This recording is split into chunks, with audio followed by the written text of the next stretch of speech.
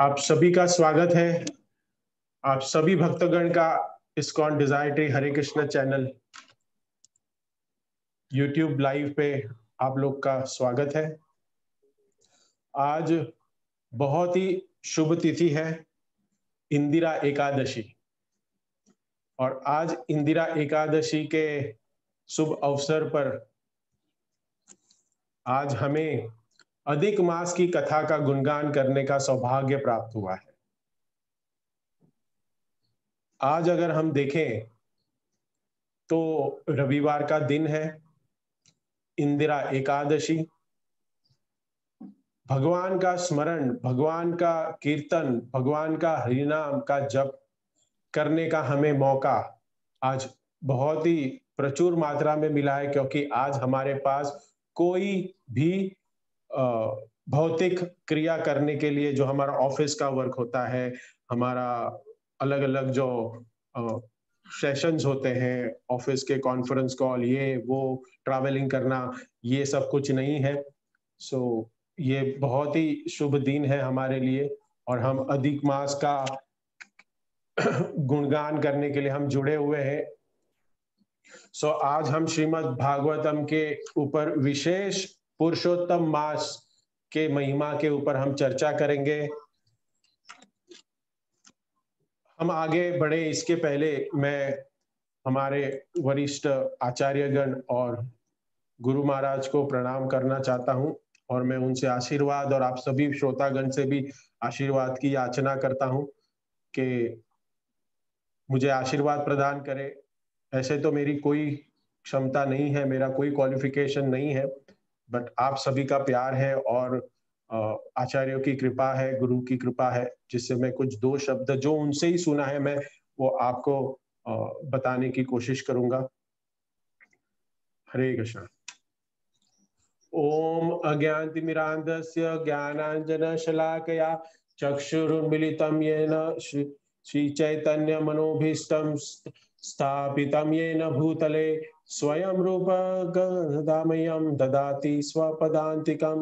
वन्देऽहं श्रीगुरु श्रीयुतपदकमलं श्रीगुरून् वैष्णवांश्च श्रीरूपं साग्रजातं सहगण रघुनाथान्वितं तं सजीवं सावधूतं सावधूतं परिजन सहितं कृष्ण चैतन्य देवं श्री राधा कृष्ण पादान सगण विशाखावितांश। हे कृष्णा करुणा सिंधु दीनबंधु जगतपते गोपेश गोपिका कांत राधा कांत नमस्तुते। तप्त कांचन गौरांगी राधे वृंदावनेश्वरी वृषभानुसुते देवी प्रणमामि हरिप्रिये। वाञ्छा कल्पतरुभ्यश्च कृपा सिन्धुभ्य एव च पतितानां पावनेभ्यो वैष्णवेभ्यो नमो नमः। जय श्री कृष्ण चैतन्य प्रभु नित्यानंद श्री अद्वैत गदाधर शिवासादि गौर भक्तवृंद। हरे कृष्णा कृष्णा कृष्णा हरे हरे, हरे राम राम राम हरे हरे। हरे कृष्ण। सो आप सभी भक्तों का स्वागत है इस कक्षा में, जिसमें हम चर्चा करेंगे पुरुषोत्तम अधिक मास, क्योंकि जो भी कुछ ही आगे हफ्ते में आने वाला है, 18 सितंबर से वो स्टार्ट हो रहा है। और इस वर्ष जैसे अश्विन मास जो चल रहा है, इस महीने के अंदर बीच में गैप आ रहा है, जिसको पद्मनाभ मास, ये अश्विन मास को पद्मनाभ मास भी कहते हैं। सो इसमें देखेंगे हम कि जो पितृपक्ष अभी ये जो चल रही है, पितृपक्ष का जो काल चल रहा है, ये तो ये जैसे समाप्त होगा, अमावस आएगी, उसके बाद इमीडिएटली नवरात्र स्टार्ट होती थी, दशहरा, दीपावली, ये सारे फंक्शन हमारे लाइन में स्टार्ट होते थे, ये फेस्टिवल स्टार्ट होते थे। लेकिन इस बार बीच में गैप है, अमावस से अमावस तक। ये क्यों है, किस कारण से है, ये ऐसे क्यों होता है, और इसमें हमें क्यों करना चाहिए, क्या करना चाहिए, ये सारी चीजों की चर्चा हम आज करेंगे। सो पुरुषोत्तम मास जो है ये अधिक मास, मल मास, पुरुषोत्तम मास के नाम से भी इसको हम जानते हैं। सो कहते हैं कि शास्त्र तो हमें बताते हैं कि दो प्रकार की विधि होती है। भक्ति विनोद ठाकुर हमें कहते हैं, एक होती है समार्थ विधि और एक होती है परमार्थ विधि। समार्थ जो विधि होती है वो स्मृति के ऊपर निर्भर है, और परमार्थ विधि जो है वो भागवत विधि कहलाती है, जो अनेक भागवतम, पुराण, वेद, वो सारे शास्त्रों के ऊपर अवलंबित होती है। तो इस किसी व्यक्ति की चेतना कैसी है, आदिकाल से, जब से शरीर हमने जो प्राप्त किया है, उन्होंने अपने इंटरनल, हमारे सेल्फ रियलाइजेशन के ऊपर, हमारे चित्त के ऊपर कितना हमने ध्यान दिया है, हमने भगवान के नाम का कितना भजन किया है, कौन से आचार्य, कौन सी परंपरा में वो जुड़ा है, उसके ऊपर कितनी गुरु की कृपा है, ये सब चीजों को लेकर अधिकार प्रदान किया जाता है। तो जिन लोगों के कर्म कांड, जिसको वहां पे रुचि ज्यादा होता है और वहां पे अधिकार भी होता है, तो वो समार्थ विधि का पालन करते हैं। लेकिन जिन लोगों को भक्ति अधिकार प्राप्त होता है, भक्ति का अधिकार प्राप्त होता है गुरु के द्वारा, कौन इसमें कहते हैं, कौन भाग्यवान जीव, कौन सा भाग्यवान जीव होता है, गुरु कृष्ण कृपा पाए भक्ति लता बीज। तो भक्ति का जो बीज है वो गुरु और कृष्ण की कृपा से व्यक्ति को प्राप्त होता है। और ये जब बीज मिलता है, इसका रोपण करना चाहिए हमें बीज मिलने के बाद, और इसके अंदर श्रवण और कीर्तन, क्या कहते हैं, श्रवण कीर्तन करने से इसका जल सिंचन, श्रवण और कीर्तन का जल है, उसके सिंचन करके भगवान के नाम का कीर्तन, भजन, अध्ययन, इससे हम क्या कर सकते हैं, ये बीज जो है उसकी हम क्या वृद्धि कर सकते हैं, उसको एक पौधे के रूप में हम उसको ट्रांसफॉर्मेशन दे सकते हैं, उसको हम लोग चेंज कर सकते हैं। सो कर्म कांड में जन्म हुआ हो, लेकिन हम भक्ति बीज से अगर उसका रोपण करते हैं, उसको केयर करते हैं, वो बीज को जैसे हम बोते हैं मिट्टी में, वहां पे हम लोग जल सिंचन करके, खाद देके, जैसे वो कैसे पौधा बनता है, वैसे ही अगर हम उसका ध्यान देते हैं, हमारी भक्ति के ऊपर हम प्रगाढ़ कुछ उसके ऊपर हम लोग उसको कार्य करते हैं, भक्ति को बढ़ाने के लिए एक नेचुरल टेंडेंसी होती है, ये रुचि हमारी परमार्थ विधि से हमारी कन्वर्ट होती है, और समार्थ और परमार्थ विधि, ये दोनों चीजें हैं। ये अधिक मास को, ये सारे भक्तगण जो भी ये इस विधि को जानते हैं, वो दोनों मनाते हैं अधिक मास को, पुरुषोत्तम मास को। लेकिन ये दो जो विधि है उसमें मुख्यतम जो भेद क्या है, समार्थ विधि जो है, समार्थ भागवत जो है, वो ये अधिक मास है, ये जो मल मास है, उसमें कोई नियम नहीं पालन करनी चाहिए, जैसे कोई मुहूर्त नहीं होता, विवाह नहीं होगा, शुभ कार्य नहीं करेंगे, गृह प्रवेश नहीं करेंगे, कोई कंपनी का इनॉग्रेशन नहीं करेंगे, कोई शुभ कार्य नहीं करेंगे। हाँ, अगर किसी का कुछ जोड़ना है, जैसे पुत्र और पुत्री का कोई विवाह के लिए बात करनी है, कुछ आगे बढ़ना है, तो वो भी नहीं करते। तो कोई भी कार्य, शुभ कार्य, ऐसा कहा गया समार्थ गतिविधि में कि ये नहीं करते, कोई शुभ कार्य नहीं करना चाहिए। लेकिन वही दूसरी तरफ परमार्थ विधि कहती है हरि भजन, और हरि भजन को पक्का करने का यही उत्तम तरीका है, यही उत्तम मास है, पुरुषोत्तम महीना। इस महीने में हम अपने हरि भजन को दृढ़ परिपक्व अवस्था में लेके जा सकते हैं, और पद्म पुराण के अंदर भी इसका व्याख्यान किया गया है कि इस महीने के पुरुषोत्तम मास के बारे में बहुत सुंदर श्लोक आता है। उस श्लोक का हम उच्चारण करेंगे। अकाम स काम वा यो अधिक मास प्रभुज्यते कर्माणि भस्मात् कृत्वा माम एव स शशि संशयः। कहते हैं अकाम अकाम कामो वा, अगर किसी की कोई कामना हो या सर्व कामा हो कि कोई बहुत सारी अधिक मास की में कोई कर्म, कोई काम से, कोई उसके फल की इच्छा से अगर कोई भजन करता है, और या तो फिर कोई कामना ना भी हो, ना अन्य अभिलाषित शून्य क्यों ना हो, जो अधिक मास प्रपूज्यते, जो अधिक मास का पूजन करेगा, पुरुषोत्तम मास में जो पूजा करता है, भजन करता है, कर्माणि भस्मात् कृत्वा, उसके सारे के सारे कर्मफल भस्म हो जाते हैं। हम कोई दुख भोग रहे हैं तो हमारे प्रारब्धों का हमें फल है, ऐसे हम कहते हैं, राइट।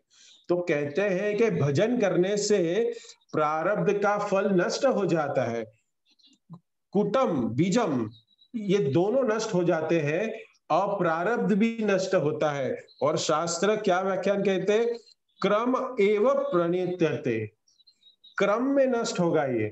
ऐसे नहीं होगा कि हम अभी अभी जुड़े हैं, हम अभी अभी भक्ति के मार्ग में जुड़े हैं और ये सारे हमारे जो कर्म है निलिफाई हो जाएंगे, ये सब कर्मों बंधन से मुक्त हो जाएंगे। नहीं, ये क्रमवश होगा, एक स्टेप बाय स्टेप होगा। माम एषि संशयम, इसमें कोई संशय नहीं है। भगवान क्या कहते हैं, इसमें कोई संशय नहीं है। कर्माणि भस्मात्, उस व्यक्ति के सारे कर्म नष्ट हो जाएंगे, क्योंकि ये बहुत ही उत्तम महीना है। और जैसे हम कार्तिक मास को दामोदर मास कहते हैं और अश्विन मास को पद्मनाभ मास कहते हैं, सो ये समार्थ ब्राह्मण विधि एक अलग नाम से ये महीनों को पुकारती है। ये सावन है, भाद्रपद है, अश्विन है, कार्तिक है, इसके सबके भगवान के नाम है इसको। और उसी दूसरी ओर जो भगवान के 12 नामों से 12 महीनों को अलग अलग नाम से कहते हैं, वैसे ही ये 13वां जो महीना आता है अधिक मास, पुरुषोत्तम मास, इसकी क्या कथा है उसकी हम चर्चा करेंगे कि शास्त्रों में क्या वर्णन है। पद्म पुराण से संक्षिप्त रूप से हम ये इसका व्याख्यान सुनने की कोशिश करेंगे, समझने की कोशिश करेंगे।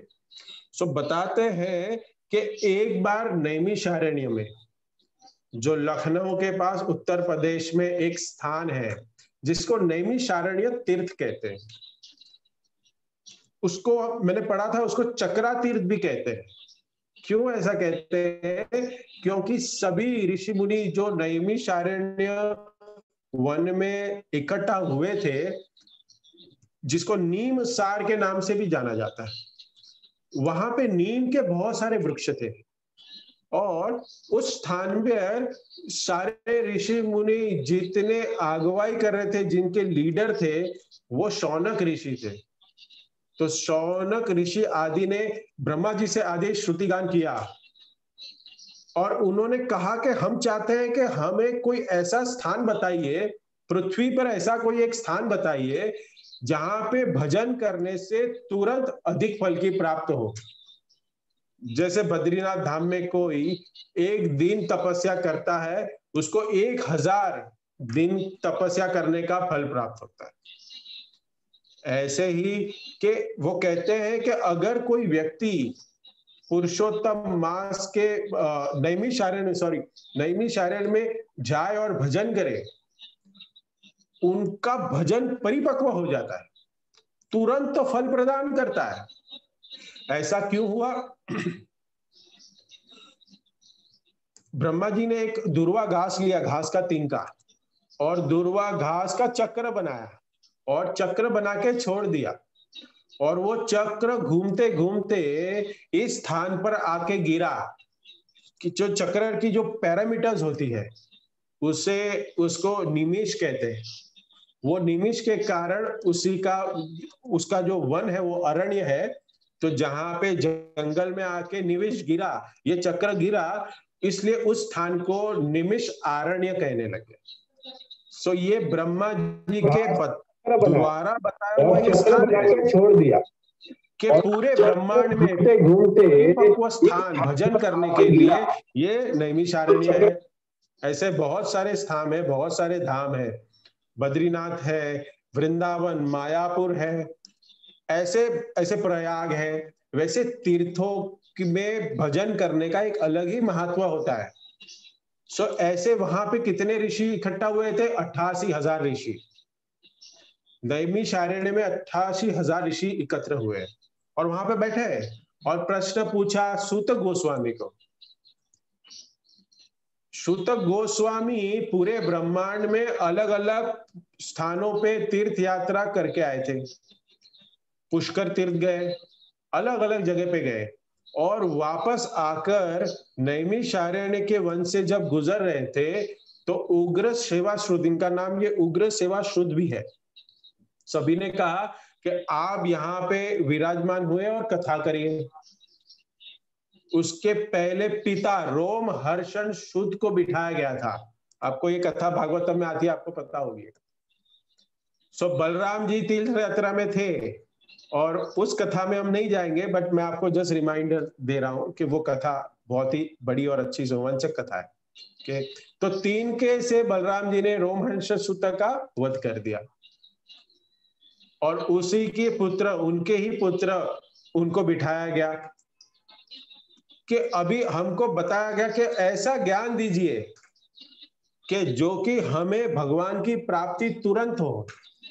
सो तब यहाँ पे सुत गोस्वामी नैमिषारण्य के वनों में 88,000 ऋषियों को पूछे गए प्रश्न के ऊपर कहते हैं कि अभी कुछ ही समय पहले मैं अपने गुरुदेव सुखदेव गोस्वामी से कथा सुन के आया हूं। परीक्षित महाराज जो पांडवों के आखिरी वंशज है, उन्होंने श्रीमद् भागवतम का पाठ सुना है और वो सुनते ही भगवत धाम को प्राप्त हो गए। सो मैं आप लोग सभी को बताना चाहता हूं कि पद्म पुराण में कथा आती है कि वहां पर पुरुषोत्तम मास की महिमा की भी चर्चा हुई थी। और ये पुरुषोत्तम मास जो है मैं आपको व्याख्यान करूंगा। इस महीने में भजन करने से तुरंत ही सारे के सारे भजन का फल प्राप्त हो जाएगा। और सुत गोस्वामी कहते हैं कि मैंने सुखदेव गोस्वामी से सुना है कि एक बार नारद जी बद्रीनाथ धाम में, बद्रीनाथ आश्रम में वहां पे गए थे और वहां पे उन्होंने जाके नर नारायण ऋषि की नारायण भगवान से प्रार्थना की, हे प्रभु दया सिंधु, मैं आपके पास आया हूं क्या कि मैं आपसे जान सकूं कि एक व्यक्ति के लिए सबसे उत्तम क्या भक्ति का मार्ग हो सकता है। मुझे बताइए कि कोई व्यक्ति ज्यादा भक्ति अगर नहीं कर सक रहा है तो ऐसा कोई एक कारण बताए, एक कोई मार्ग बताए कि उसको भक्ति प्राप्त हो जाए। तो ऐसी बात नारद जी ने पूछी तो भगवान नारायण बताने लग गए, क्या कहने लगे कि मैं तुम्हें पुरुषोत्तम मास की महिमा बताता हूं जिसमें श्री कृष्ण भगवान ने युधिष्ठिर को बताया था। देखिए यहाँ पे 4 संवाद होते हैं। पहला, नैमिषारण्य में शौनक आदि ऋषि ने सुत गोस्वामी से पूछ रहे हैं। सुत गोस्वामी कह रहे हैं कि मैंने ये कथा सुखदेव गोस्वामिनी से सुनी थी, जहां पे परीक्षित महाराज और वो वहां चर्चा कर रहे थे, भागवत की कथा कर रहे थे। और वो कह रहे थे, सुखदेव गोस्वामी कह रहे हैं कि नारद जी बद्रीनाथ धाम की ओर गए थे और वहां पे भगवान नारायण से इस प्रश्न को पूछा और नारायण भगवान ने कहा नारद जी को कि मैं तुम्हें वो संवाद सुनाता हूं जो श्री कृष्ण और युधिष्ठिर के बीच में हुआ था। तो ये 4 संवादों की चर्चा यहाँ पे हो रही है। I hope you are getting it. So कहते हैं कि जो श्री कृष्ण, उनको पता चला कि पांडवों को वनवास मिल गया है, 12 वन का वनवास और 1 साल का अज्ञातवास। और उनको पता चला, क्या पता चला कि 1 साल का अज्ञातवास भी मिला है, ये 13 साल का वनवास मिला। और ये खबर सुनते ही भगवान श्री कृष्ण पांडवों से मिलने के लिए पहुंचे। कामावन, ये जो वृंदावन से कुछ ही डिस्टेंस पे है, बहुत ही नजदीक है, राजस्थान और यूपी का बॉर्डर लगता है, जिसको हम डीग भी कहते हैं, भरतपुर भी कहते हैं। उसके पास ये वन है कामावन। वहां पे ये कामावन में ये जो पहाड़ियां है, वहां पे कहते हैं कि सारी कामनाएं पूरी होती है, इसके लिए उसको कामावन कहते हैं। तो पांडव वो कामावन में रुके थे और कृष्ण भी वहां पे पांडवों से उनको मिलने के लिए वहां पहुंचे। सो पांडवों ने कृष्ण भगवान से पूछा कि ऐसा हमारे साथ क्या हो गया कि जिसके कारण हमें दुर्योधन ने राजपाट से निकाल दिया, द्रौपदी का वस्त्रहरण हुआ, जुए में हमने सब कुछ हार दिया। ऐसा दुर्व्यवहार हमसे क्यों, हमारे साथ क्यों हुआ? द्रौपदी का चीरहरण किया आपने, अंत में उसकी सहायता तो की, लेकिन ये इंसिडेंट ही क्यों हुआ? ऐसा सब हुआ ही क्यों? ये दुख हमारे जीवन में क्यों आया? ये प्रश्न सभी के जीवन में है। बीच में हम जितनी भी कथा हम करते हैं, तभी ये कॉमन प्रश्न होता है कि हम भक्ति कर रहे हैं या जो नहीं कर रहे, जो थोड़ी मात्रा में कर रहे हैं, जो नहीं भी कर रहे हैं और जो ज्यादा भी कर रहे हैं, कि हमें भक्ति के बीच में या हमारे लाइफ में ये बाधाएं क्यों आती है? तो यहाँ पे देखिए कि जो राजकुंवर है, उनका सब कुछ छूट गया, उनकी पत्नी के साथ दुर्व्यवहार भी हुआ और भगवान श्री कृष्ण सामने है। तो हमारी लाइफ में तो ऐसे कभी भी कुछ इतना नहीं हुआ है, तो भगवान की कृपा है हमारे ऊपर, ऐसा समझना चाहिए। इस प्रकार भगवान श्री कृष्ण ने उनको बताया, युधिष्ठिर और आदि को, कि आपने जो अधिक मास है, पुरुषोत्तम मास है, उनका अनादर किया है। हमने अनादर कैसे किया? युधिष्ठिर महाराज कहते हैं, हमने कैसे अनादर किया? कृष्ण युधिष्ठिर को बताते हैं कि मल मास क्या होता है, अधिक मास क्या होता है, पुरुषोत्तम मास क्या होता है। उसकी कथा युधिष्ठिर महाराज स्वयं कृष्ण से सुनते हैं, उनको बताना प्रारंभ करते हैं। कहते हैं कि एक सूर्य की एक ऑर्बिट होता है, सोलर, आपको पता होगा, सोलर ऑर्बिट, सूर्य मार्ग, और एक है चंद्र मार्ग, कि जिसपे चंद्रमा विचरण करते हैं, चलते हैं, उनका एक वे है। इसलिए हम देखते हैं सूर्य की अलग तिथि आती है, चंद्र की अलग तिथि आती है, तो दोनों का मार्ग अलग अलग है चलने का। सूर्य 30 दिन में, 31 दिन में अपने महीने को कंप्लीट करता है और 365 दिनों में अपने पूरे वर्ष को कंप्लीट कर लेता है। ये सभी लोग, साइंस जितने हम सब पढ़े हैं, हमको सबको पता है ये चीज, 365 डेज, और कुछ उसमें घंटे भी है। तो वहीं पर चंद्र का जो मार्ग है, ये 29.5 दिनों में अपने महीने को कंप्लीट करता है। तो जब पूरा वर्ष पूर्ण होता है, तब देखते हैं कि 11 दिन 6 घंटों का भेद आता है, डिफरेंस आता है, 11 दिन 6 घंटे। तो जब एक वर्ष बीत जाए, दूसरा वर्ष बीत जाए, तो ये 22 दिन इकट्ठे हो जाते हैं। और इसी प्रकार से 2 वर्ष 8 महीने 16 दिन 4 घंटे बीत जाने पर जब 30 दिन इकट्ठे हो जाते हैं, या तो कभी 29 दिन भी होते हैं, तो इस अधिक मास को बीच में डालना पड़ता है, क्योंकि सूर्य और चंद्रमा पैरेलली चले। जैसे चंद्रमा के हिसाब से कार्तिक का महीना आया, लेकिन सोलार के हिसाब से उस महीने में दीपावली आए। सर्दियों का मौसम है, कार्तिक में विंटर सीजन है, सो वैसे ही होली आती है, उस समय गौर पूर्णिमा होती है, फेस्टिवल होते हैं। तो उस समय हम देखते हैं कि गर्मियों का मौसम स्टार्ट होता है।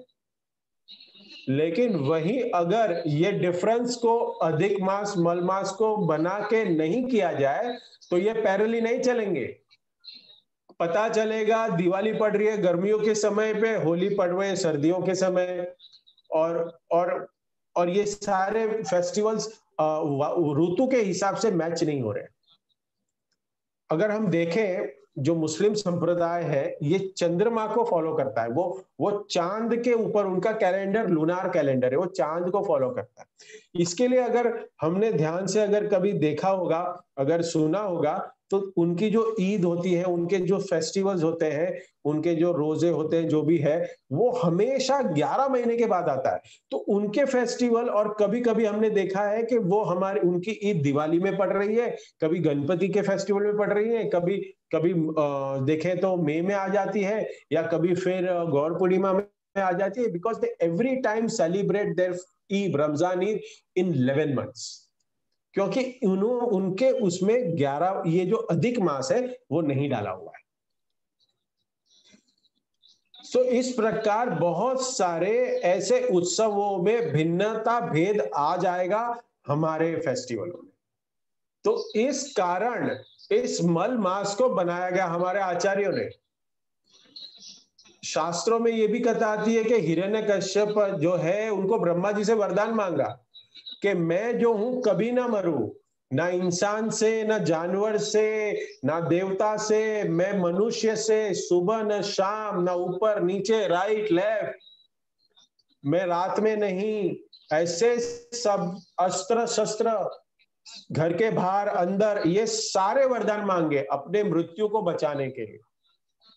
लेकिन भगवत गीता में लेके जातस्य ध्रुव मृत्यु, जिसने जन्म लिया है उसकी तो मृत्यु तो निश्चित ही है, निश्चित है। ब्रह्मा जी से हम लास्ट सेशन में जो प्रतिपक्ष की चर्चा कर रहे थे, तो ब्रह्मा जी से लेके यहां तक हम जीव तक, कीटक, नीचे जो पाताल लोक में छोटे छोटे कीटक भी है, ये जितने इस 14 भुवन में जितने भी लोग, ये 14 लोक में जितने भी जीवात्मा जन्म लेते हैं, उनकी मृत्यु निश्चित है इनकी, लेकिन आयु डिफरेंस है। सो ये भगवान ने कहा कि ब्रह्मा ने आपने कैसे वरदान दिया, ये भगवान बोल रहे हैं, ऐसे वरदान के लिए मुझे अपने आप को नए रूप में धारण करना पड़ता है, आधा नर आधा पशु, नरसिंह के रूप में प्रकट हुए। उसने ये भी मांगा था कि 12 महीने में मैं कभी ना मरूं। सो भगवान ने इस महीने को भी क्रिएट किया, जिसको अधिक मास कहते हैं। हिरण्यकश्यप ने ये भी मांगा कि मैं 12 महीने में कोई भी महीने में ना मरूं। सो उसका वध भी अधिक मास में हुआ था। इस प्रकार अनेक भक्तों, आचार्यों ने अपनी अपनी टीकाओं में अपने अपने अनुभवों को व्याख्यान किया है। सो हम ये देख सकते हैं कि कई प्रकार से इस मलमास का महात्म्य है।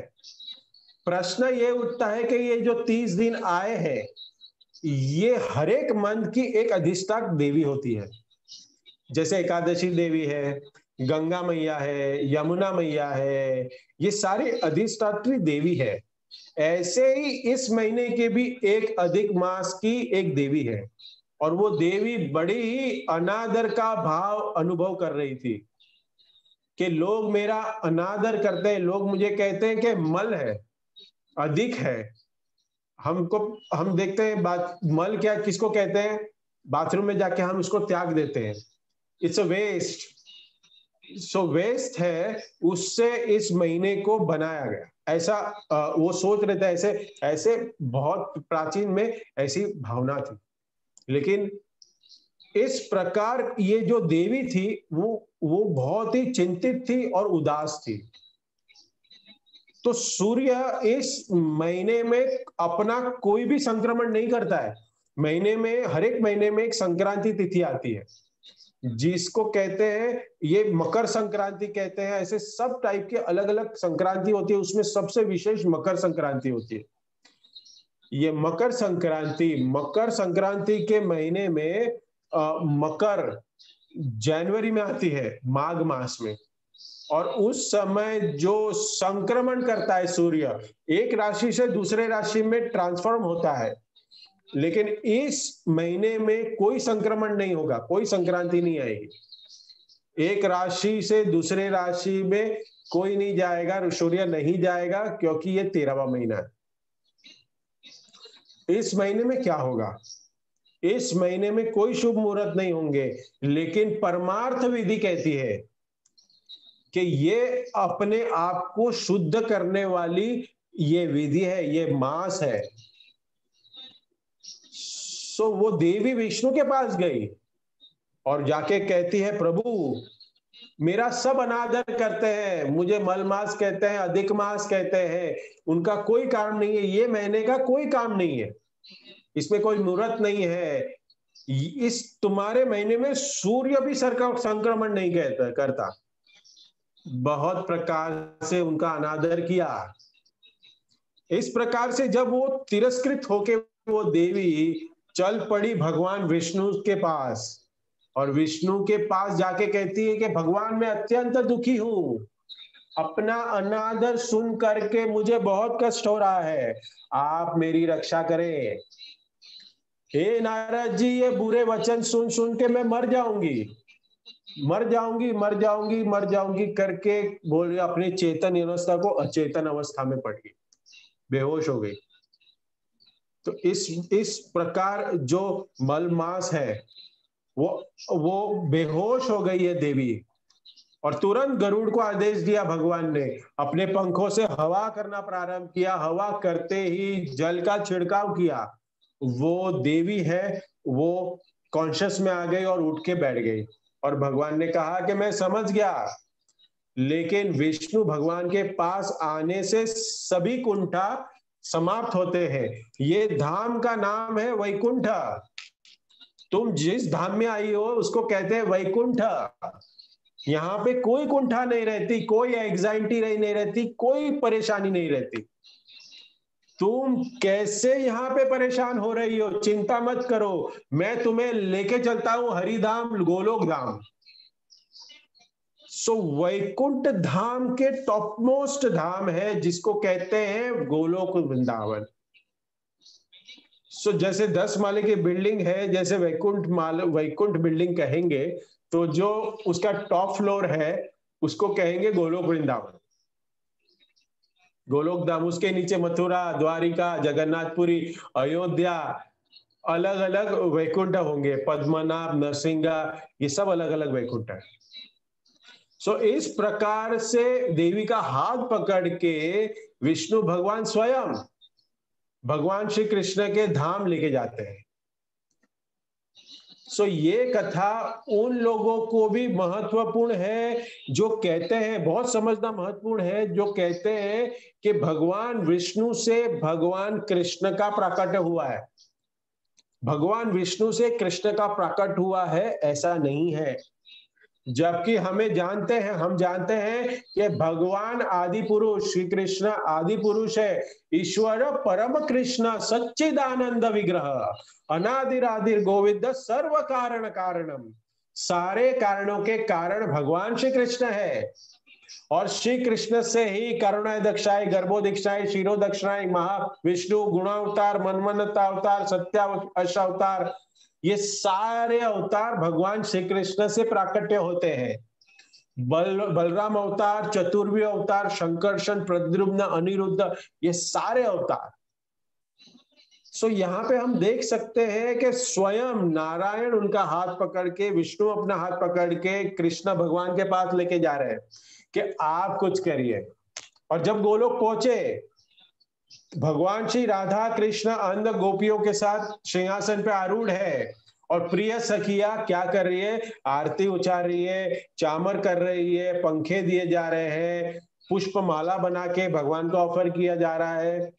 सो मल मास की देवी ने देख के प्रणाम किया, मैं तो कांप रही हूं, मुझे आप कहां पे लेके आ गए। और तुरंत भगवान श्री कृष्ण के दर्शन करके वो एकदम चकित हो गई।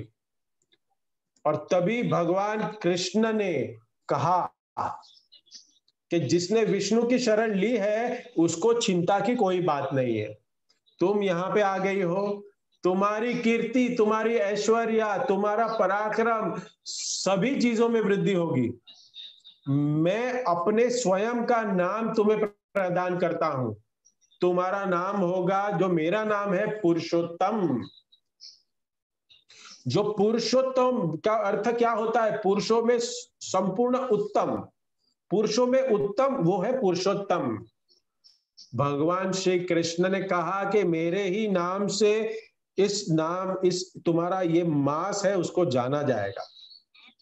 2 साल 8 महीने 16 दिन 4 घंटे ये जब पूर्ण होते हैं, वर्ष का कुछ भी महीना चल रहा हो, बीच में मल मास डालते हैं, अधिक मास डालते हैं। सो अमावस्या से अमावस 30 दिनों का ये जो गैप आता है, ये अधिक मास डालते हैं। ये कभी भी आ सकता है, माघ में भी आ सकता है, ज्येष्ठ में भी आ सकता है, या अश्विन मास में भी आ सकता है। तो इसका कभी भी प्रादुर्भाव होता है। 2 वर्ष 8 महीने 16 घंटे जब पूर्ण होते हैं साइकिल में, तब ये महीना बीच में गैप क्रिएट करता है। इस प्रकार पुरुषोत्तम मास आता है और भगवान श्री कृष्ण ने अपना नाम दिया। भगवान श्री कृष्ण ने कहा जो भी इस महीने में मेरा भजन करता है उसके सारे दुख समाप्त हो जाते हैं, उसकी गरीबी भी दूर हो जाती है। इंटरेस्टिंग ना, गरीबी भी दूर हो जाती है। इस महीने में अगर कोई व्यक्ति भजन कर लेता है, उसको जन्म मृत्यु के चक्कर से वो छूट जाता है, उसको पुनः नहीं आना पड़ता।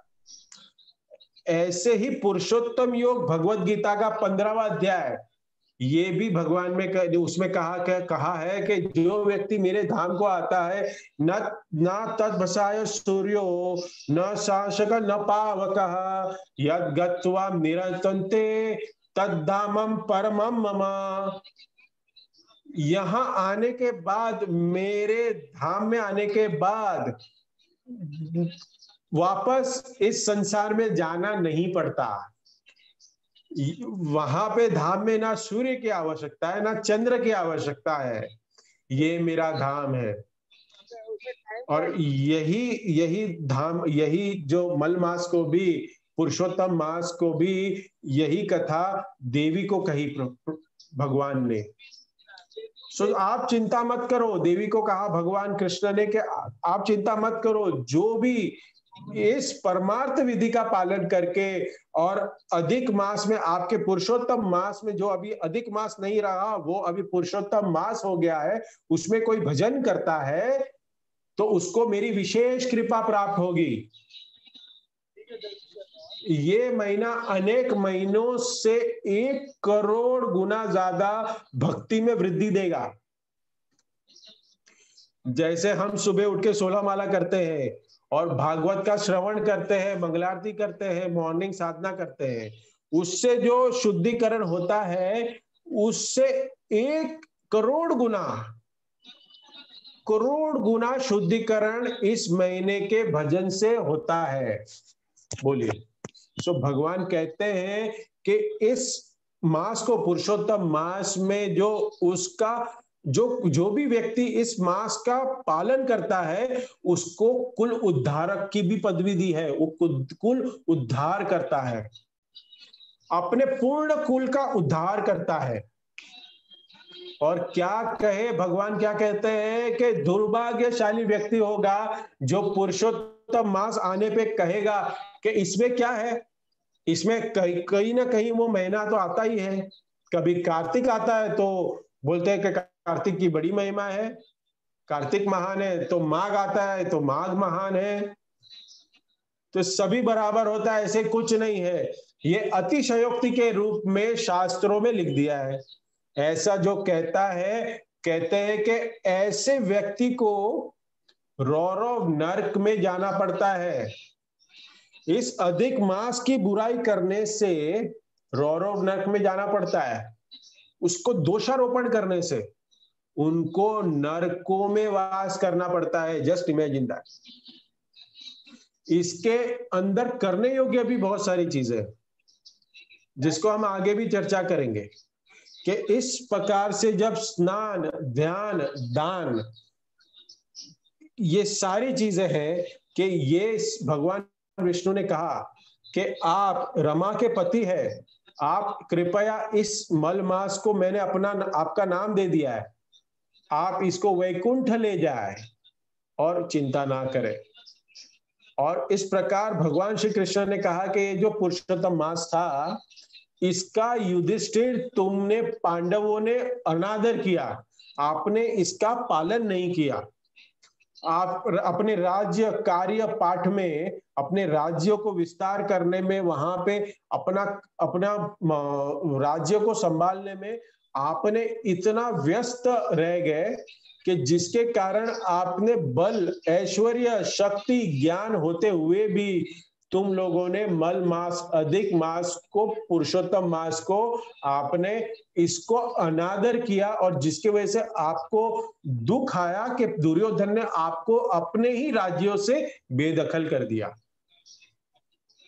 इस प्रकार से वर्णन किया गया है कि वेद भी चाहे वो भक्ति नहीं प्रदान कर सकते। अगर वेद भी चाहे, भगवान श्री कृष्ण कहते हैं कि जो वेद भी नहीं आपको दे सकता, वो इस महीने भक्ति करने से फल प्राप्त होता है।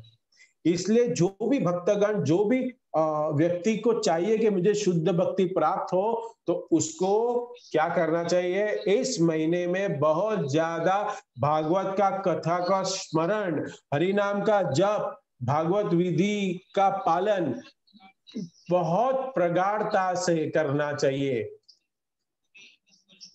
बहुत भागवत के कथाओं के आयोजन होते हैं। इस वक्त तो लॉकडाउन है और अधिक कथाएं, ऐसे लोग कह रहे हैं कि नहीं आयोजित हो रही है, लेकिन हमें तो नया प्लेटफॉर्म मिला है ये कथा की आयोजन करने का।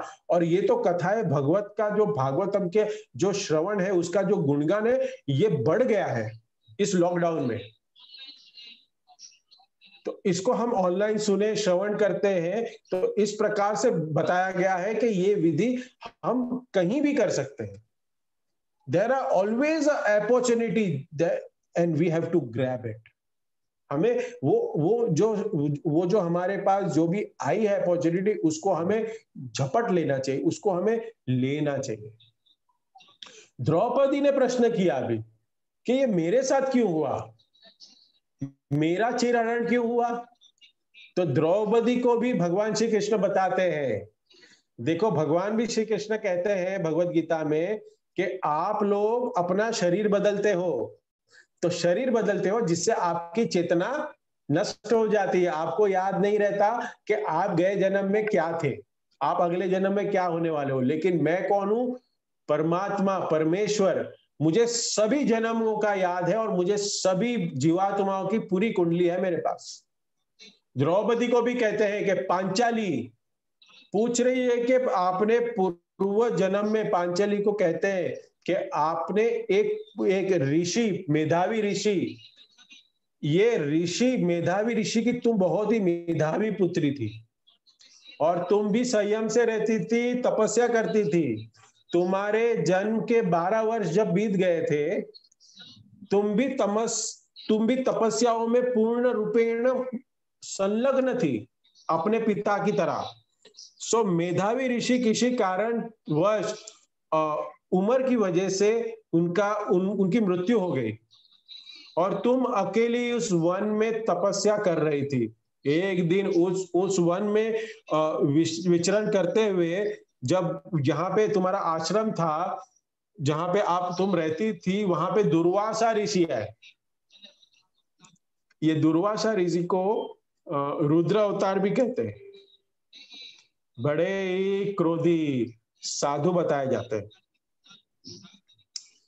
ये कई प्रकार के वरदान और श्राप देने के लिए मशहूर है, लेकिन ये जो दुर्वासा ऋषि है, ऊंचे योगी है। वो शास्त्रों में क्या कथा आती है कि दुर्वासा ऋषि जब अम्बरीश महाराज के पास गए, और अम्बरीश महाराज के पास गए और कहा कि मैं स्नान करके आता हूं, सो अधिक देर क्यों लग गई? दुर्वासा ऋषि को देर इसके लिए लगी कि वो इतने बड़े योगी थे कि वो अपने इंटेस्टाइन, अपने आंतों को बाहर निकालते थे, और जैसे सब लोग क्रिया करते हैं आयुर्वेदिक जो क्रिया, तो जल को पिएंगे, शौच क्रिया को में निकालेंगे, पेट को साफ करते हैं, ऐसी क्रियाएं करने में अपने को पानी पीना पड़ता है। लेकिन दुर्वासा ऋषि अपने इंटेस्टाइन को बाहर निकाल के यमुना के जल में धोते थे। सोचने में थोड़ा था, लेकिन ये दुर्वासा ऋषि है। दुर्वासा ऋषि, दुर्वा का जो टॉप का जो वहां से वो जो एक बूंद दूध जैसे निकलता है, उसको पी के संतुष्ट हो जाते थे, वो उनका भोजन था। और ये योग बल से उनका जीवन चलता था। कभी कभी कोई प्रसाद खिलाता तो खा लेते थे, लेकिन अन्यथा वो तपस्या के भाव में हमेशा रहते थे। वो दुर्वा घास को पी ले इतना से जी सकते थे, उनके पास वैसी योगिक शक्ति थी। सो वो रस, दुर्वा रस पी के जीते थे। सो इस प्रकार कुछ लोग कहते हैं कि दुर्वासो ऋषि को देख के कहते थे, सारे देवता देख के कहते कि इनसे दूर वास बना रहे, इसके लिए भी उसका नाम, वो ऋषि का नाम दुर्वासा ऋषि है, इसलिए उनको भी दुर्वासा ऋषि के नाम से जाना जाता था। दुर्वासा ऋषि पहुंचे और मेधावी ऋषि की पुत्री को देख के कहा, आप मेरे मित्र की पुत्री हो, मुझे शोक हुआ, मुझे दुख हुआ कि मेरे जो मित्र थे मेधावी, उन्होंने शरीर त्याग दिया है। तो मुझे बहुत अजीब लग रहा है सुनने में। अब मैं तुम्हें बताता हूं, अगर तुम सुख से जीवन गुजारना चाहते हो तो तुम्हें इस कुछ ही 3 महीने बाद, इस साल में एक महीना आने वाला है, पुरुषोत्तम महीना। इस महीने में तुम बहुत ज्यादा भजन करना, क्योंकि इसमें कार्तिक से 16 गुना अधिक भजन का महात्म्य है। और इस महीने में स्नान करने से 12,000 वर्षों तक अनेक पवित्र नदियों में स्नान करने का जो फल होता है वो तुम्हें मिल जाएगा। सो इसमें मनोवांछित अपनी इच्छाएं सारी पूर्ण हो जाती है, इसमें हमें समझ में आता है। तुम क्या करना, तुम इस महीनों में भजन साधन करना, नियमों का पालन करना। उन्होंने एक श्लोक भी व्याख्यान किया कि किस प्रकार स्नान करना चाहिए, कैसे स्नान करें, घर में स्नान करें, गंगा स्नान करें, यमुना स्नान करें, ये स्नान करने की विधि कैसे। तो शास्त्र विधि क्या बताती है, समुद्र गेनेदि स्नानम उत्तम परिकीर्तितम वापी कूप तदस्ग्रेषु मध्यमम कथितम भूतये ग्रह स्नानम तु सामान्यम गृहस्थम परिकीर्तितम। ये बताया गया इस श्लोक में कि कैसे 3 प्रकार के लेवल है। फर्स्ट टाइप ऑफ स्नान क्या है, सेकेंड टाइप का स्नान और थर्ड टाइप का। सो ये दुर्वासा ऋषि ने ये श्लोक मेधावी ऋषि की पुत्री को बताया। समुद्राग्रे नदी स्नानम, समुद्र या तो नदी में स्नान करना ये उत्तम है, ये उत्तम स्नान कहलाता है। वापी कूप तदगेशु, कुआ, कूप मतलब कुआ, कुंड, वापी को कहते हैं कुंड। तो वापी कूप, कुंड में या फिर कुएं में जाके स्नान करना। तदगेशु मध्यमम कथिकम बुद्धेत, ये बुद्धिशाली व्यक्ति जो है वो मध्यम लेवल का जो स्थान है उसको बता रहे हैं। ग्रह स्नानम तो सामान्यम, ग्रह स्नान वो बहुत ही सामान्य स्नान है। गृहस्थ परिकीर्तितम। सो हम लोगों को इस बात पे थोड़ा ध्यान से विचार करना चाहिए कि 3 प्रकार के स्नान है। सो 30 दिन इस नदी के आगे की, कोई भी नदी के किनारे, समुद्र के किनारे, वहां पे नदी के किनारे भजन करके गुजारे, वो अति उत्तम है। लेकिन वो नहीं कर सकता तो कम से कम उसको 30 दिन में से 3 दिन या 1 दिन, किसी 1 दिन या 3 दिन या 1 दिन किसी नदी समुद्र में जाके, कुंड में जाके, कुएं में जाके स्नान करना चाहिए। ये मध्यम है। लेकिन वो भी नहीं कर सकता। तो घर पे बैठे भजन करे, घर में स्नान करे, रोज मंगलारती के पहले ब्रह्म मुहूर्त में सुबह 4 बजे उठे, स्नान करे, ग्रह स्थानम सुसामान्यम, तो भी उसको क्या मिलेगा? सामान्य फल मिलेगा। क्योंकि इसमें कोई भी कार्य किया हो वो करोड़ों गुना प्राप्त होता है फल उसका। तो इसलिए ये समझना नहीं चाहिए कि कार्तिक का जो महीना होता है, दामोदर महीना, उससे 16 गुना अधिक फल इसमें मिलता है। जो कार्तिक महीना, अभी ये जो अधिक महीना आएगा 18 तारीख से, उसके बाद का जो महीना होगा वो कार्तिक का महीना होगा। सो अगले 2 महीने वैष्णवों के लिए बहुत ही क्रुशियल है। मीन्स वो बटोरने के महीने हैं। क्या बटोरना है हमें? पैसा नहीं, भगवान का भक्ति, भगवान का प्रेम हमें बटोरना है। भगवान की कृपा हमें बटोरनी है। सो जो भी इसमें भक्ति करता है उसको अधिक फल मिलता है, इसलिए उसको अधिक भी कहते हैं। सो मेधावी ऋषि की पुत्री थी, उसमें अहंकार था। उस पुत्री ने क्या कहा कि कार्तिक, माघ, वैसे सब महीने आते हैं, लेकिन जरूरी थोड़ी है सभी महीनों को पालन करना। और उसने इस महीने का अनादर कर दिया। और क्या कहती है द्रौपदी, ये जो पुत्री थी वो तुम ही बन गई, वो तुम ही पुत्री हो, और उसी के कारण तुम्हें दुख जीवन में आए, तुम्हारा चीरहरण हुआ, क्योंकि तुमने पुरुषोत्तम मास का अनादर किया। और दुर्वासा ऋषि जब उन्होंने इस पुत्री को ऐसे बात करते सुना कि सारे महीने बराबर होते हैं, क्या जरूरी है कि पुरुषोत्तम मास की पूजा करनी चाहिए, तो दुर्वासा मुनि को क्रोध आ गया। फेमस है उनके लिए। उस दुर्वासा मुनि ने उस पुत्री को कहा कि मैं तुम्हें श्राप देता हूं कि कुछ समय में तुम्हारा तेज समाप्त हो जाएगा, तुमने जो तपस्या करके जो बल प्राप्त किया है वो सारा समाप्त हो जाएगा।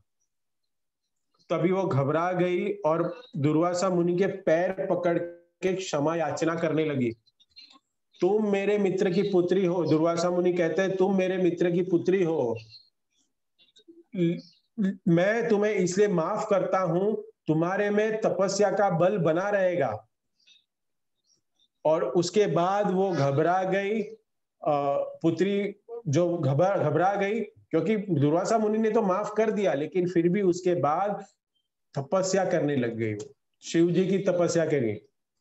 सो हमें जानना चाहिए कि जो लोग रजोगुण तमोगुण में रहते हैं ना, वो भगवान विष्णु, भगवान कृष्ण की भक्ति करना उनके लिए बहुत कठिन है। सतोगुण में पहुंच के भगवान की भक्ति बहुत सरल तरीके से की जाती है। हम सभी गृहस्थ हैं, हम सभी ऑफिस के एनवायरनमेंट में रहते हैं, हम बाहर के लोगों से हमारा इंटरेक्शन एवरी मोमेंट होता है, हर बार होता है। और जैसे हम कोई कर्मी लोगों, जो मटेरियलिस्टिक पीपल के साथ हम जब एसोसिएशन लेते हैं, जब उनके साथ हम उसका संग लेते हैं, तो हमारा जो क्या है, हमारा भजन कच्चा हो जाता है, हमारा माइंड भी घूमने लगता है। इसलिए रजोगुनी तमोगुनी लोगों से दूरी बनाए रखनी चाहिए। इस प्रकार चैतन्य महाप्रभु भी कहता है कि एक वैष्णव का आचरण कैसे होना चाहिए कि इन लोगों से बात कम करे, प्रचार करने जाए। इसका मतलब ये नहीं कि प्रभु जी ऑफिस में तो काम तो है, बात तो करनी पड़े, हाँ काम की बातें करनी चाहिए, जितनी कम से कम बातें करें, एसोसिएशन रखें, वो ज्यादा जरूरी है। कई बार हम सोचते हैं कि रजोगुनी तमोगुनी से मिलेंगे नहीं तो प्रचार कैसे होगा। अपना तो बताना है, लेकिन उनका संग देना है, लेना नहीं है। कल भी एक मैं लाइव सेशन कर रहा था, उसमें भी प्रश्न यही आया था कि हमें इनवाइट किया जाता है तो जाना चाहिए नहीं जाना चाहिए। मैंने कहा जाना चाहिए, अपना संग देने के लिए जाना चाहिए, उनसे कुछ सीख के नहीं आना चाहिए। ये पुत्री थी, शिव जी की तपस्या करने बैठ गई। कितने वर्षों तक की? 9000 वर्षों तक शिव जी की तपस्या की। शिव जी प्रकट हुए, और ये जो पुत्री थी उसका शरीर पूरा दुर्बल हो गया था, और उस दुर्बल शरीर को शिवजी ने पुनः पुष्ट किया और कहा, क्या मांगो, क्या चाहते हो आप, तुम क्या चाहती हो, मुझे मांगो, वरदान मांगो। शिवजी ने कहा वो पुत्री को, और तब उस पुत्री ने क्या कहा, पतिम देही, पतिम देही, पतिम देही, पतिम देही, पतिम देही। ऐसे करके 5 बार बोल दिया, मुझे कोई पालन करने वाला पति दो। पति का शब्द का अर्थ क्या है? पति शब्द का अर्थ है कि जिसका पालन करता है उसको पति कहते हैं, जो पालन करता है उसको पति कहते हैं। तो जो भी स्त्री का पालन करता है उसको पति कहते हैं, और हर स्त्री को विवाह करना ही चाहिए। कोई भी स्त्री विवाह के बिना नहीं रह सकती। जब छोटी बच्ची होती है तभी वो पिता के संरक्षण में रहती है, बड़ी होती है तब वो पति के संरक्षण में रहती है, और जब बूढ़ी हो जाती है तब वो पुत्र और अनेक भक्तों के संग में रहती है, संरक्षण में रहती है। ये स्त्री के लिए कर्तव्य है। तो अविवाहित रहना ये फिलॉसफी नहीं है, लेकिन ये विधि स्त्री के लिए बताई नहीं गई है। 9000 वर्षों की तपस्या करने के बाद इनको चाहिए था, ये स्त्री जो अकेली थी उनको चाहिए था कि मेरा कोई पालन करे। पिता नहीं रहे तो कम से कम पति हो, तो मुझे पति दो। भगवान शिव ने कहा कि तुम्हें 5 पति मिलेंगे, क्योंकि तुमने 5 बार पतिम देही, पतिम देही, पतिम देही, पतिम देही, पतिम देही 5 बार कहा।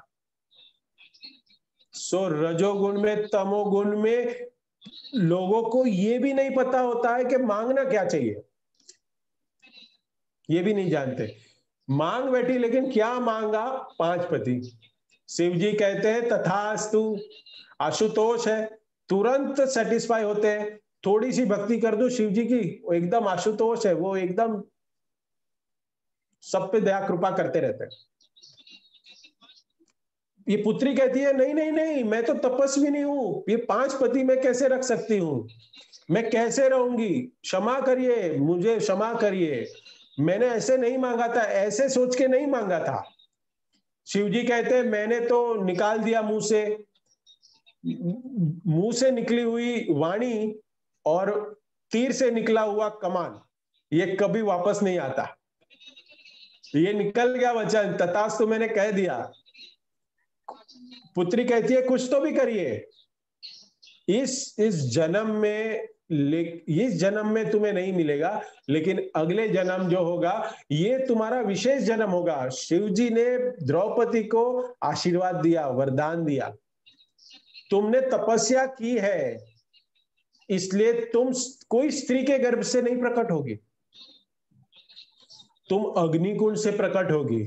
और जब तुम्हारी विवाह की बात आएगी तब तुम्हारे 5 पति होंगे, लेकिन संसार में फिर भी तुम सती के रूप में मानी जाओगी।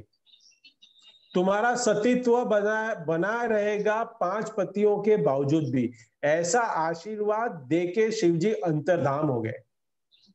और इस प्रकार श्री कृष्ण कहते हैं कि द्रौपदी, तुमने अधिक मास का अनादर किया था, इसलिए तुम्हें ये दुख भोगना पड़ रहा है, लेकिन तुमने जो तपस्या भी की है उस तपस्या के प्रभाव में तुम्हें ये बलशाली 5 पति मिले हैं। और साथ में तुम्हारा जो युग में जो तुमने तपस्या की थी, जिसके वजह से तुम द्रुपद महाराज के उधर घर में धृष्टद्युम्न के भाई के साथ उस अग्निकुंड से प्रकट हुई, इसलिए तुम दिव्य हो और तुम्हारा सतीत्व भी बना रहता है, इसलिए तुम सती माता के रूप में भी जानी जाती हो। 5 सतियों में अग्रगणित द्रौपदी भी एक सती है, उसमें पूजी जाती है। इस प्रकार में भगवान श्री कृष्ण ने व्याख्यान किया पांडवों के लिए और द्रौपदी के लिए कि क्यों आप सफर कर रहे हो, आपका ये होने का कारण क्या है। भगवान श्री कृष्ण ने स्वयं कहा। ये अधिक मास की महिमा है। इस प्रकार से आगे बताते हैं उसके बाद कि मल मास, अधिक मास, पुरुषोत्तम मास की महिमा तो हमने सुनी। ये सब पांडव जो वन में विचरण कर रहे थे, घूम रहे थे, भगवान श्री कृष्ण ने उनको इंस्ट्रक्शन दिया कि कुछ अधिक मास अभी आएगा, कुछ महीनों के बाद तुम पालन करो इसका। तो जो अनादर इन लोगों से अनादर हुआ था, उनका उन्होंने पश्चाताप किया कि हमसे गलती हो गई, लेकिन हम इस मास का अभी ध्यानपूर्वक पालन करेंगे। वैसे पांडवों और द्रौपदी ने भगवान श्री कृष्ण को वचन दिया। कहते हैं पुराणों में वर्णन किया है कि पुरुषोत्तम मासाय देवताम पुरुषोत्तम तस्मात् संपूजेद भक्त श्रद्धा पुरुषोत्तमम। पुरुषोत्तम मास आया, ये जो महीना है पुरुषोत्तम, देवतम पुरुषोत्तमम। इस महीने में भगवान श्री कृष्ण पुरुषोत्तम की ही देवता के रूप में पूजा होनी चाहिए और कोई पूजा नहीं। अगर कोई व्यक्ति कोई अलग अलग देवताओं की पूजा करता भी है, इस महीने में सारा संसार अधिक मास में कृष्ण पूजा करता है, राधा कृष्ण की लीलाओं का कथन श्रवण पठन करता है। तस्मात् सम पूज भक्त्या। अगर कोई व्यक्ति ऐसी पूजा करेगा तो क्या होगा? श्रद्धाय पुरुषोत्तमम। श्रद्धा पूर्वक पुरुषोत्तम महीने में जो भक्ति करेगा, पालन करेगा, उसके ऊपर बड़ी कृपा होगी। क्या करना चाहिए? अभी हम चर्चा करेंगे इस पुरुषोत्तम मास में करना क्या चाहिए। अभी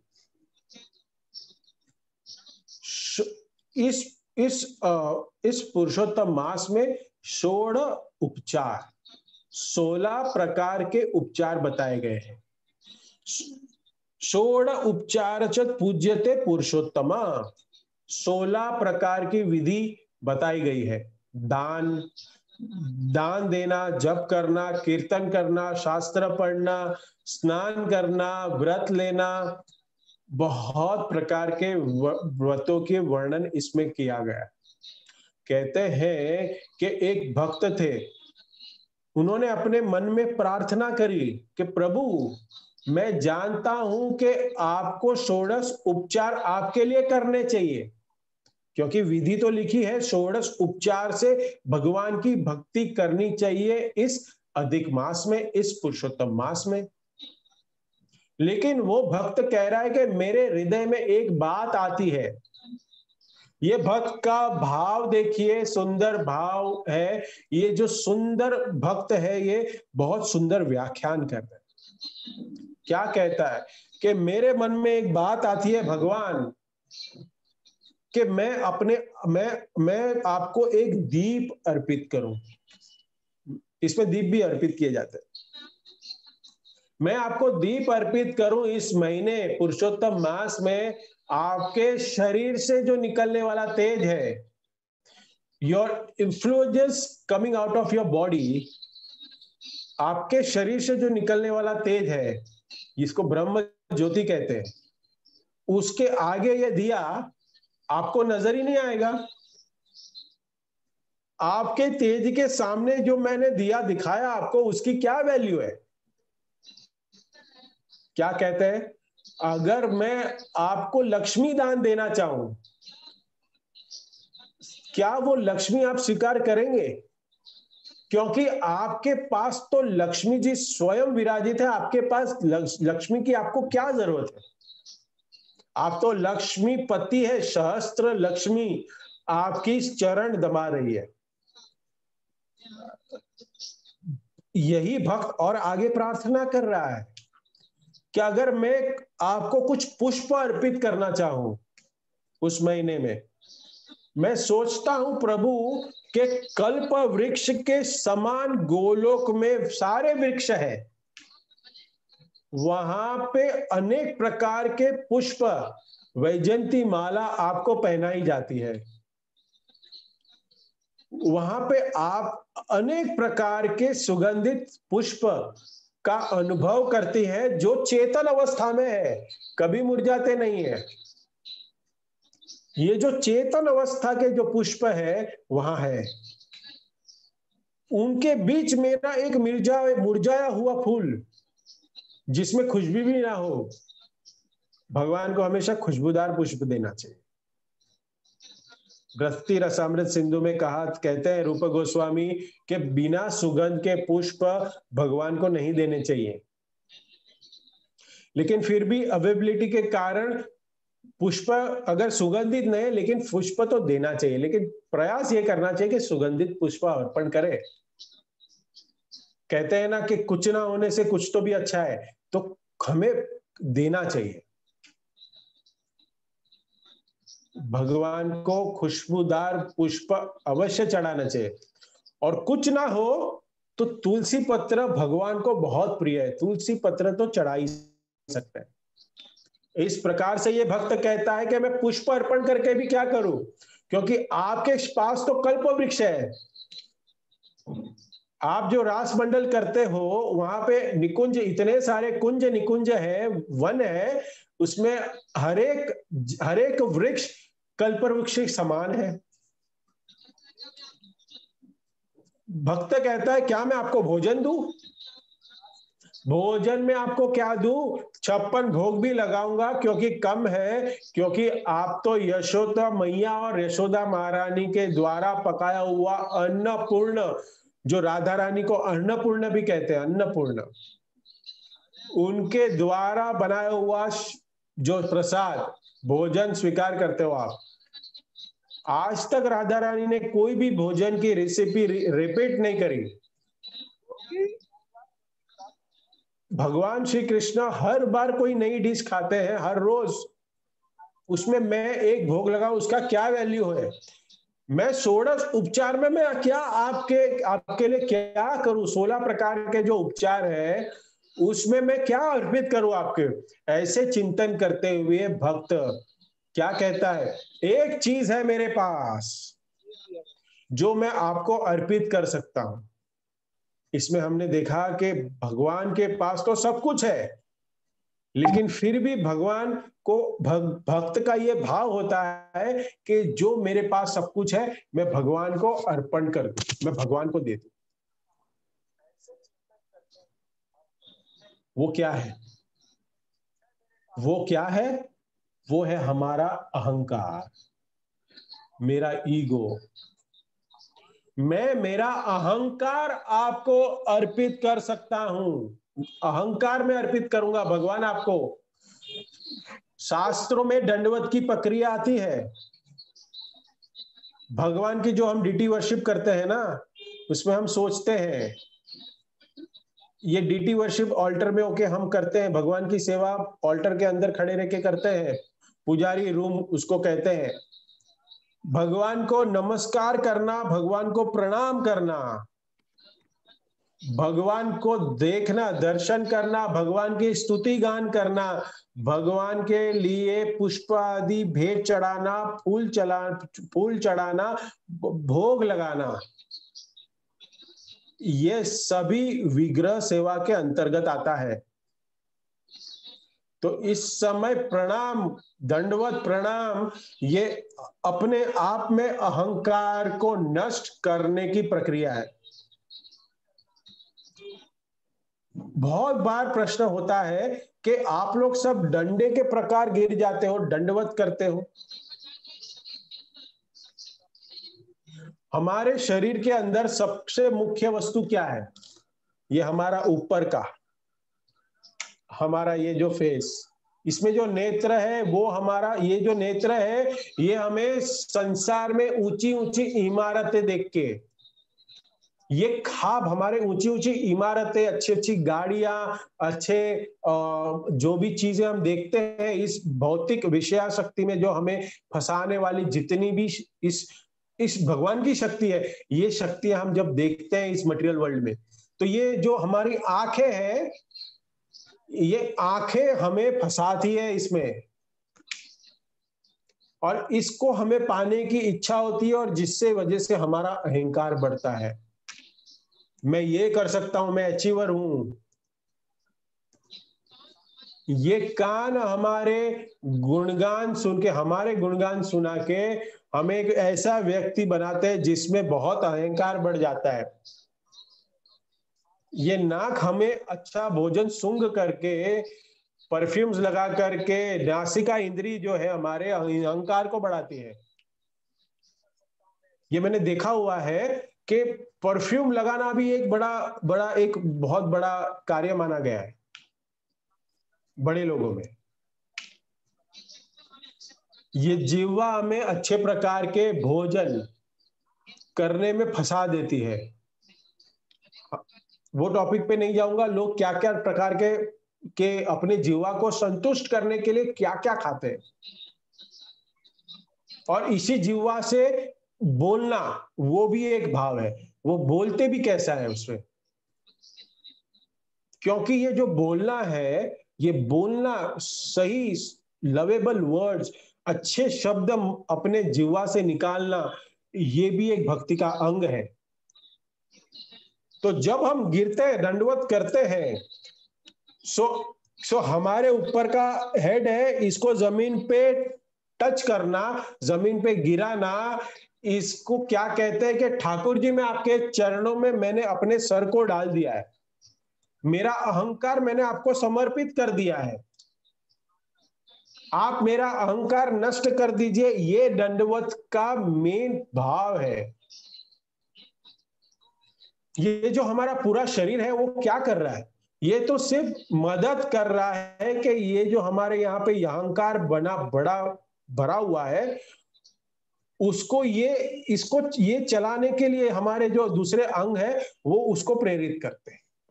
उस यहां से कमांड आता है, ये कहाँ क्या होगा, कैसे चलेगा वो सब।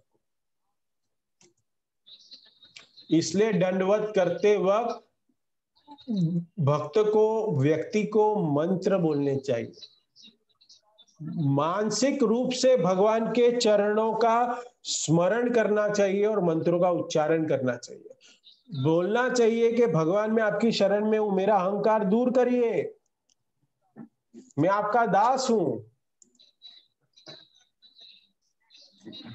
इस महीने में क्या प्रार्थना करें, दंडवत करने के टाइम तो भगवान को हम प्रार्थना करते ही, आपकी शरण में ले लीजिए, मेरा अहंकार ले लीजिए, मैं आपका दास हूं। लेकिन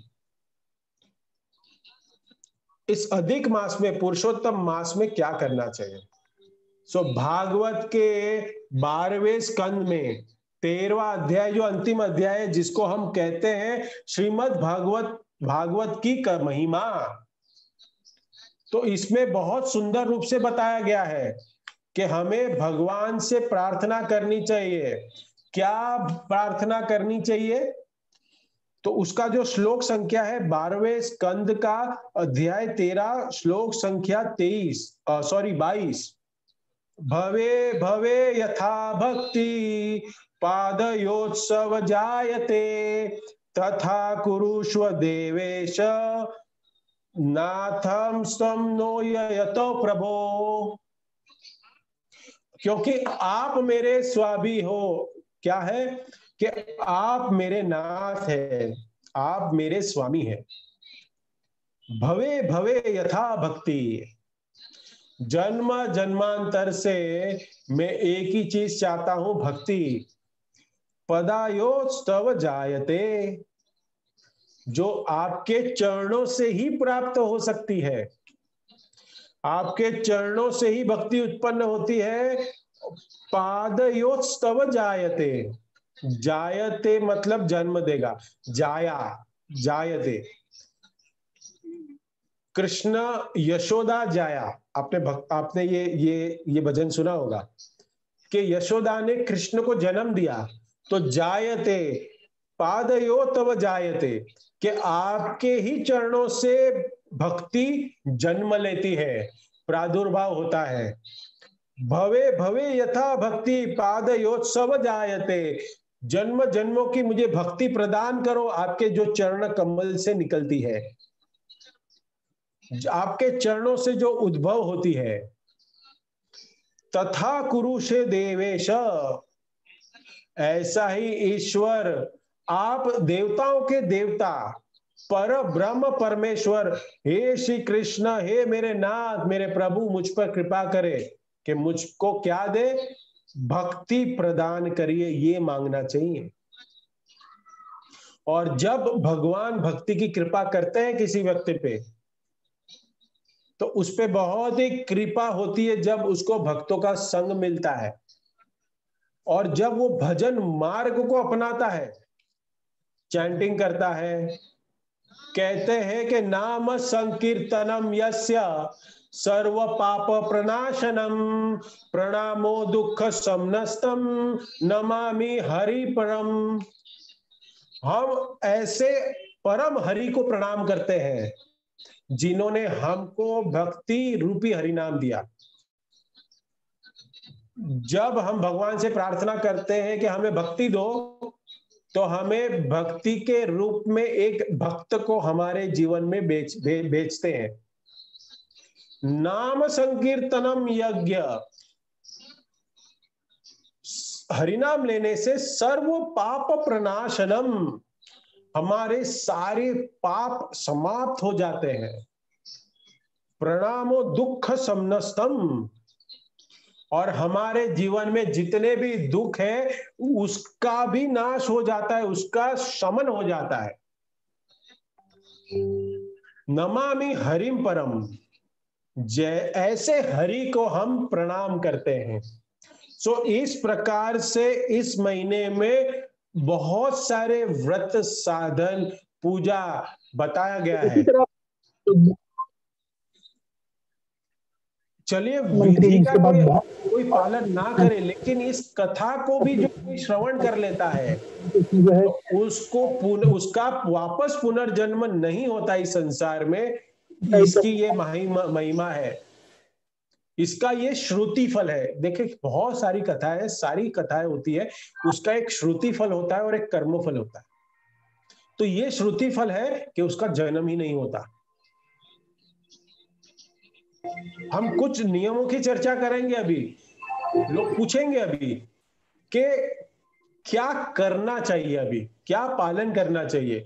तो शास्त्रों में जो नियम, कुछ विशेष नियम जो बताए गए, मैं कुछ संक्षेप में बताऊंगा। बताते हैं कि आपको हमें ब्रह्मचर्य व्रत का पालन करना चाहिए, हो सके तो। कोई भी ऐसी कामोत्तेजक क्रियाओं में व्यक्ति को नहीं लगना चाहिए, अपने को सतोगुण के स्तर पे बनाए रखना चाहिए। सुबह ब्रह्म मुहूर्त में वैष्णव जनों को, सभी को सुबह जल्दी उठते ही ये पता है, बट इस महीने में थोड़ा और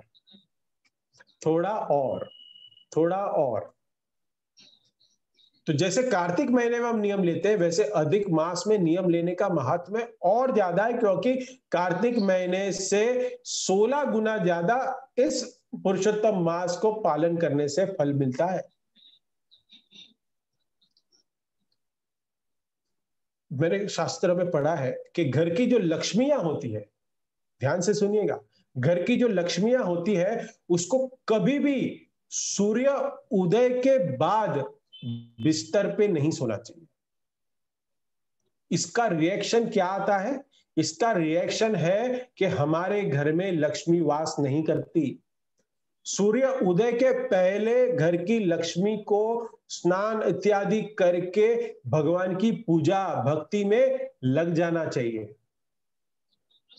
सो ब्रह्म मुहूर्त सूर्य उदय के से 1.5 घंटा पहले, सो वो 4:10 जो आगे पीछे थोड़ी उसकी टाइमिंग्स होती हैं ब्रह्म मुहूर्त की।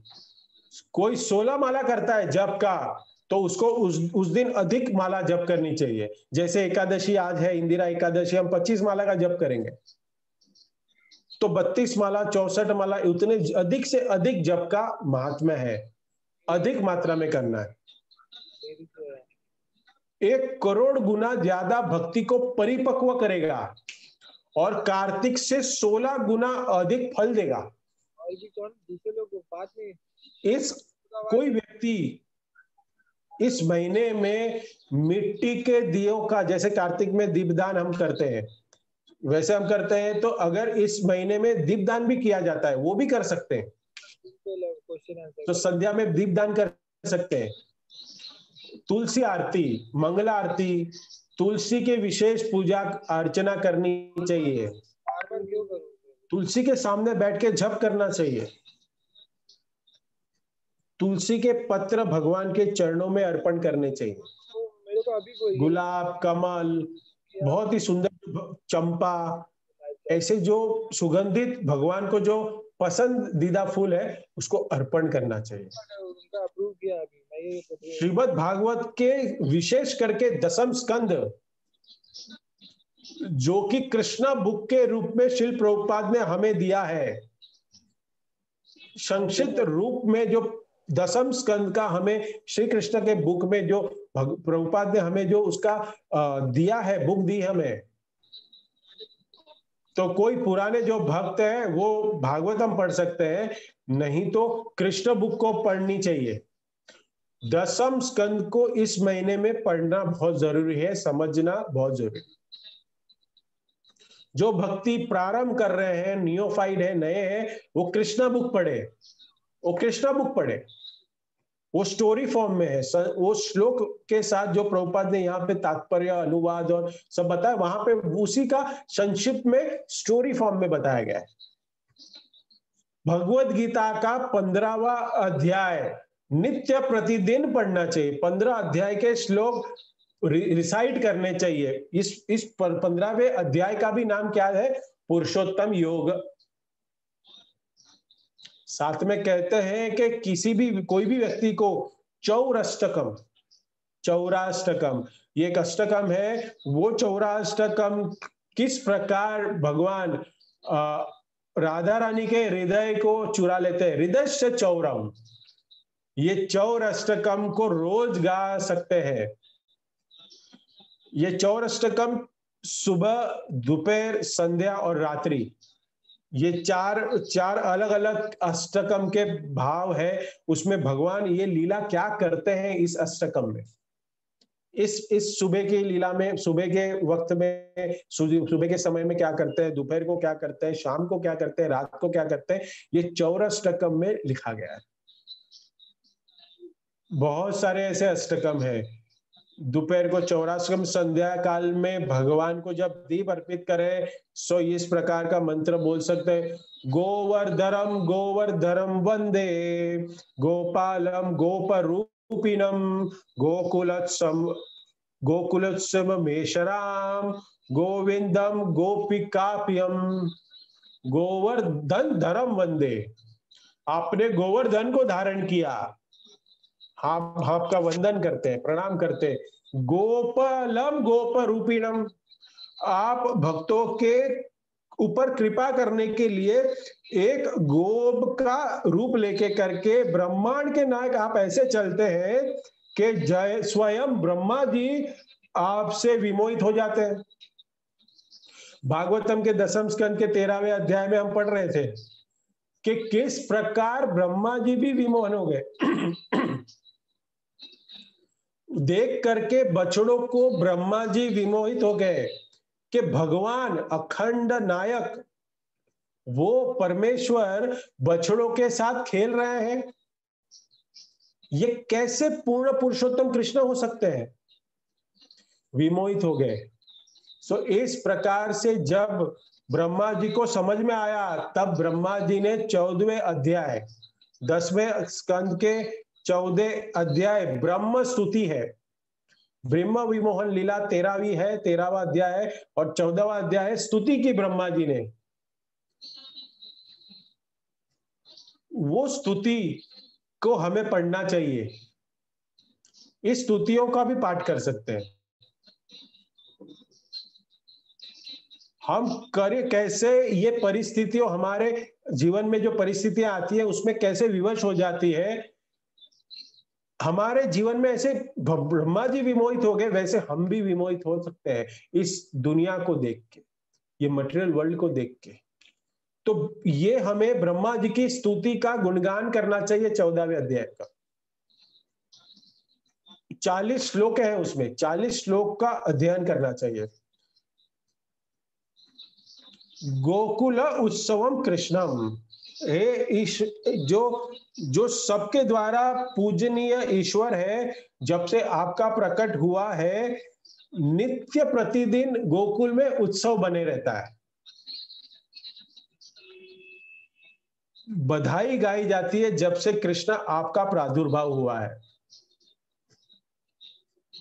भगवान श्री कृष्ण का जब जन्म हुआ, नित्य गोकुल में बधाई गा जाती है। बधाई गा जाती है कि वहां पे तो उत्सव है। उत्सव का अर्थ क्या है? उत्साह। उत्साह को प्रदान करना, उत्साह को बढ़ाना, उसके लिए उसको उत्साह कहते हैं।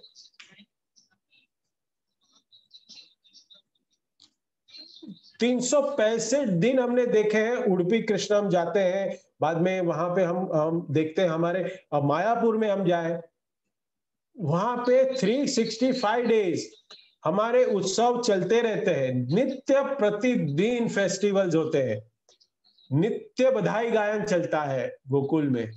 सो गोकुल उत्सवम कृष्णम, भगवान की पूजा होती है। गोविंदम गोपिका प्रियम, ये जो गोविंद जो गोपियों के प्रिय है, जिसको गोपीनाथ भी कहा जाता है।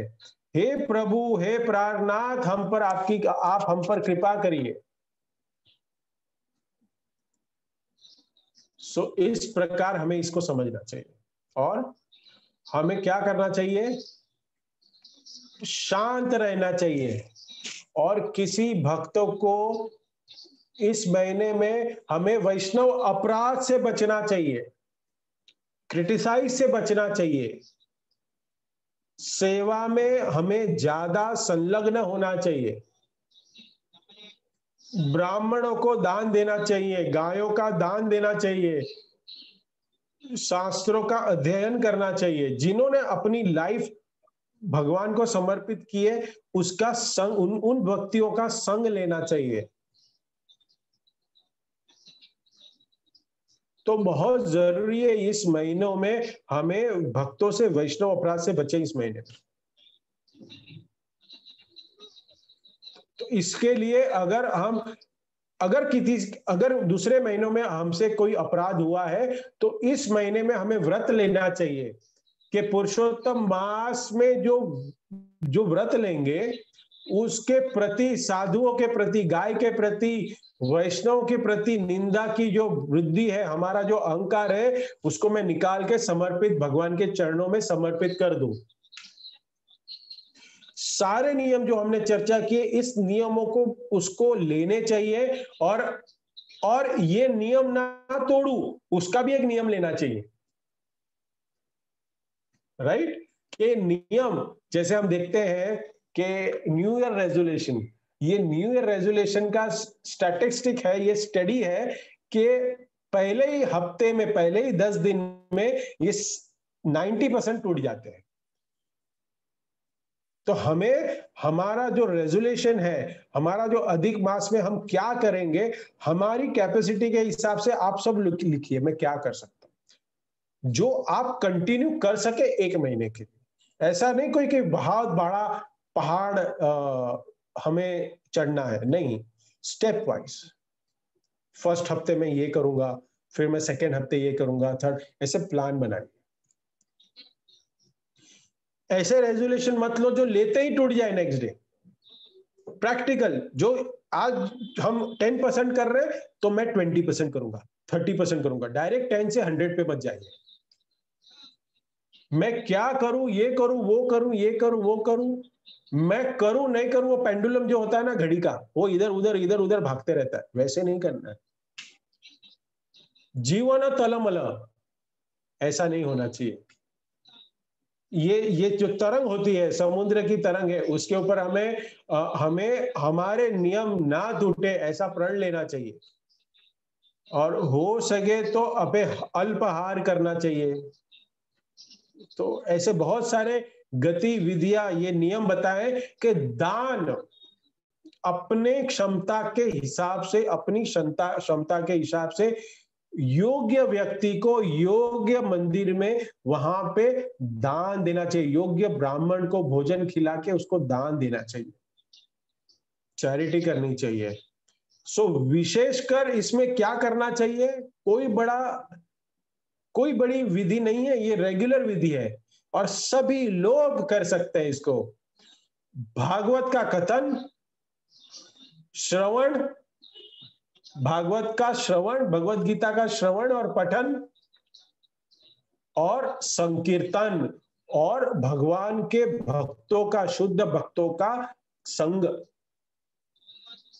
सो ये जो पुरुषोत्तम मास जो हो सकता है समाज के लोगों के हिसाब से ये मूर्त रहित हो, लेकिन भक्तों के हिसाब से ये बहुत ही महिमावान है। सो ये पुरुषोत्तम मास में आप सभी भक्तोगण जितने भी जुड़े हुए हैं इस हरे कृष्णा चैनल के दर्शक, उन सब से मैं विनती करता हूं कि कुछ ना कुछ छोटा बड़ा अपनी क्षमता के हिसाब से एक वाव लीजिए और एक कुछ नियम बनाइए और इस अधिक मास में भगवान को समझने की, भगवान की भक्ति की प्रारंभ करिए। जो कर रहे हैं वो और आगे बढ़ेंगे और जो ट्रेन में नहीं चढ़े वो ट्रेन में एटलीस्ट चढ़ जाए। तो रिक्वेस्ट है। So thank you everyone.